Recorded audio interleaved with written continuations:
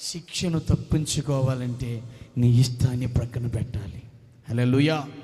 ఉగ్రతను తప్పించుకోవాలంటే నీ ఇష్టాన్ని పక్కన పెట్టాలి. నరకాన్ని తప్పించుకోవాలంటే నీ ఇష్టాన్ని పక్కన పెట్టాలి. వ్యాధిని తప్పించుకోవాలంటే నీ ఇష్టాన్ని పక్కన పెట్టాలి.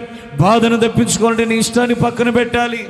మరణాన్ని తప్పించుకోవాలంటే నీ ఇష్టాన్ని పక్కన పెట్టాలి. నీ ఇష్టాన్ని పక్కన పెట్టకుండా వీటిని నీవు తప్పించుకోలేవని పరిశుద్ధాత్మ దేవుడు మనకు తెలియజేస్తున్నాడు. హల్లెలూయా. చెప్పండి, శిక్షను తప్పించుకోవాలంటే ఇప్పుడు మనం ఏం చేయాలి?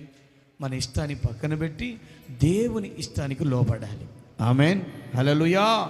జాగ్రత్తగా గమనించండి, ఈ మాటలు అద్భుతంగా మన గుండెల్లో హృదయాల్లో నిలబడిపోవాలి. దేవుని ఇష్టంలో విడుదల, విమోచన, స్వస్థత, జీవం ఉన్నది.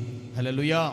ఈ విడుదల, విమోచన, స్వస్థత, జీవము ఎక్కడుంది? దేవుని ఇష్టంలో ఉన్నాయి. హల్లెలూయా.